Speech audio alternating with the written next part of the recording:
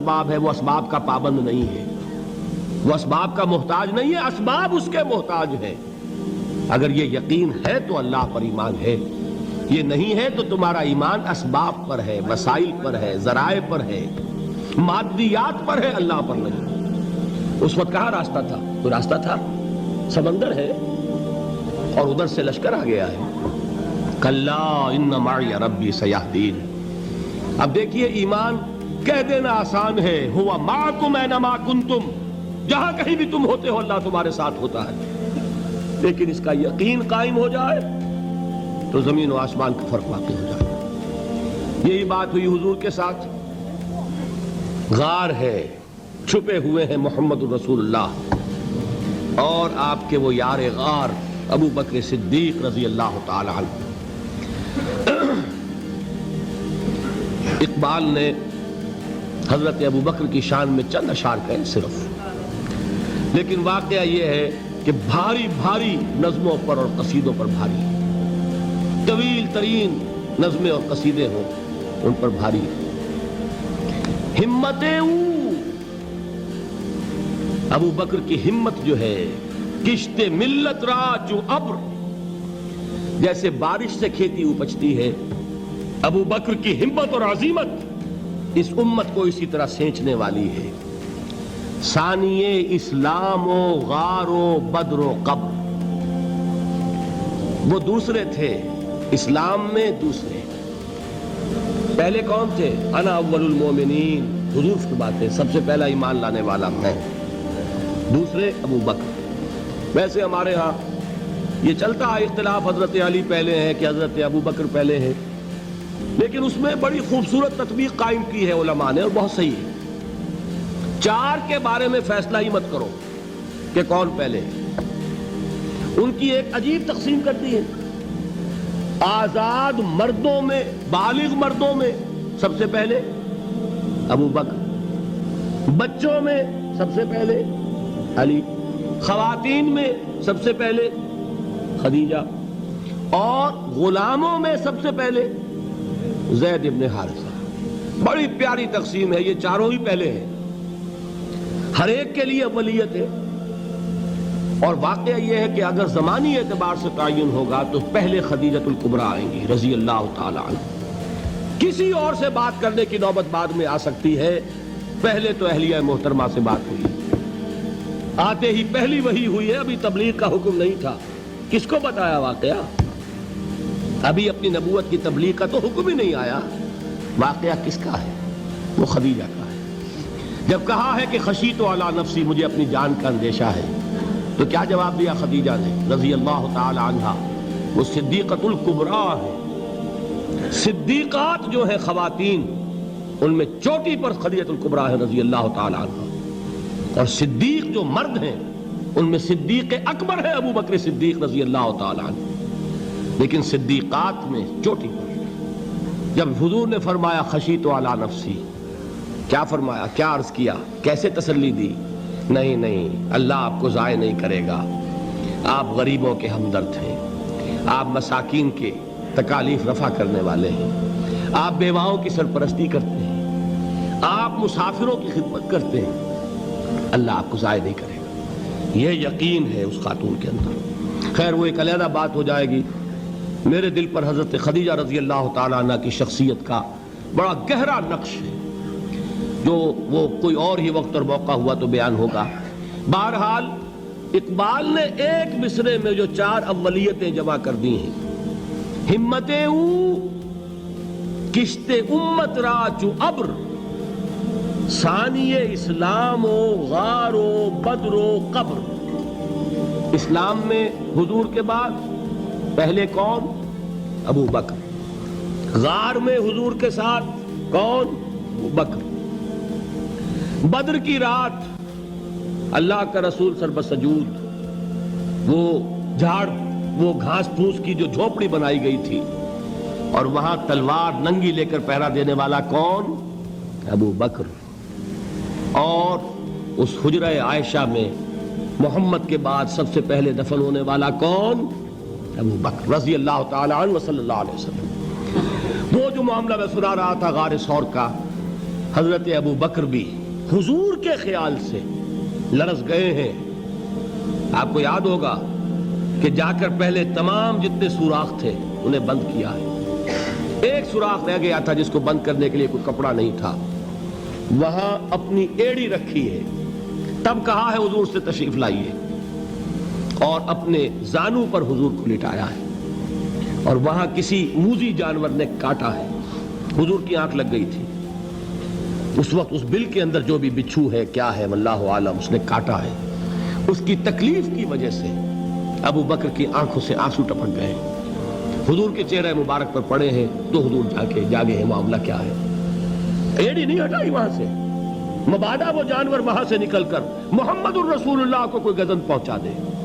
ابو بکر کی ایڑی ہے, جس طرح چاہے کھا لے, ختم کر دے, جان نکل جائے تب کوئی آنچ آئے محمد پر تو آئے, لیکن جیتے جی نہیں. وہ ہے ابو بکر. حضور کے خیال سے اس وقت حضور نے پھر اپنا لعاب دہن لگایا ہے, اور اس سے پھر آپ کی تکلیف ختم ہوئی. جیسے خیبر میں حضرت علی کی آنکھ دکھ رہی تھی, اس کو جو شفا حاصل ہوئی ہے وہ بھی حضور کے لعاب دہن سے ہوئی. تو بہرحال اس وقت انہوں نے کہا ہے کہ اے نبی یا رسول اللہ, اگر اس وقت ان میں سے کسی نے غیر ارادی طور پر بھی اپنے قدموں کی طرف جھانک لیا تو پکڑے جائیں گے. کیا جواب تھا اللہ کے رسول کا؟ لا تحزن ان اللہ معنا.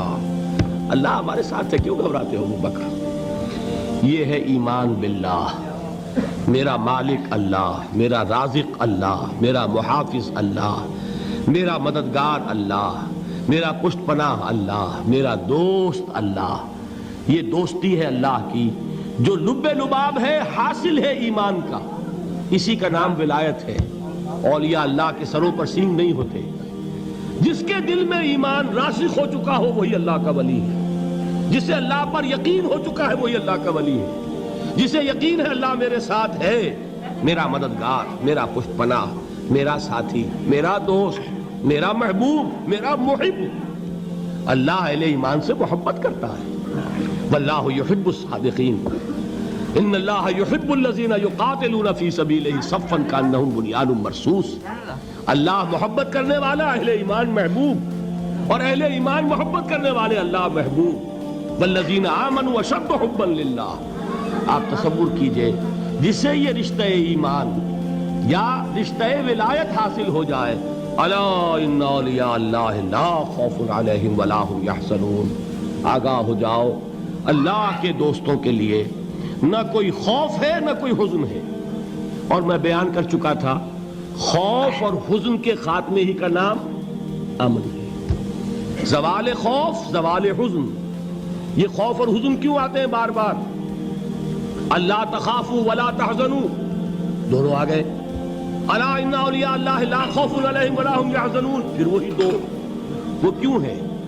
خوف ہوتا ہے کسی مستقبل کی بات کا, یہ نہ ہو جائے, وہ نہ ہو جائے, یہ نقصان نہ پہنچ جائے, یہ تکلیف نہ ہو, یہ غضب نہ آ جائے. خوف ہے مستقبل سے. حزن ہے یہ کیوں ہوا, یہ نہیں ہونا چاہیے تھا, یہ میرا فلاں چیز میرے ہاتھ سے جاتی رہی ہے, فلاں موقع نکل گیا, اب بیٹھے ہوئے ہیں اندر ہی اندر کڑ رہے ہیں, صدمہ ہے اور رنج ہے. اور جو اللہ پر ایمان رکھتا ہے وہ جانتا ہے ما اصاب من مصیبت فی الارض ولا فی انفسکم الا فی کتاب من قبل ان نبرأها ان ذلک علی اللہ یسیر لکی لا تعصوا علی ما فاتکم ولا تفرحوا بما آتاکم واللہ لا يحب كل مختال فخور.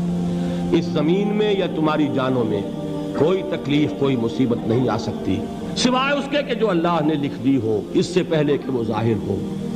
جس کو یہ حقیقت معلوم ہو گئی اس کو یہ طرز عمل اختیار کرنا چاہیے. جو چیز چھن جائے, جاتی رہے, چھوٹ جائے, اس پر افسوس نہ کرو. کس نے چھینی؟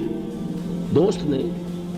دوست کے فیصلے پر شکایت. دوستی کو بٹا لگا رہے ہو, سرے تسلیم خم ہے جو مزاج یار میں آئے.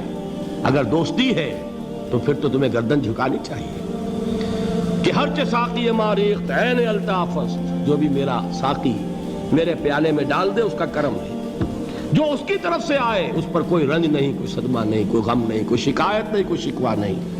اور جو ہوگا وہ اس کے اذن کے بغیر نہیں ہوگا, اور اس کا اذن ہوگا تو یقیناً میرے لیے خیر ہی خیر ہے, چاہے وہ ناگوار شے ہو, بظاہر مجھے اچھی نہ لگ رہی ہو، میری شارٹ سائٹڈنس میں مجھے وہ نظر آ رہی ہے کہ میرے لیے بری ہے، لیکن قرآن نے کہا ہے عسیٰ ان تکرہوا شیئا وہو خیر لکم وعسیٰ ان تحبوا شیئا وہو شر لکم واللہ یعلم وانتم لا تعلمون۔ ہو سکتا ہے تم کسی چیز کو ناپسند کرو درحال ہے کہ اسی میں تمہارا خیر ہو، اور ہو سکتا ہے تم کسی چیز کو پسند کرو درحال ہے کہ اس میں تمہارا شر ہو۔ اللہ جانتا ہے، تم نہیں جانتے۔ جب مجھے یہ بات معلوم ہو گئی، میں نے اپنا معاملہ اللہ کے حوالے کیا۔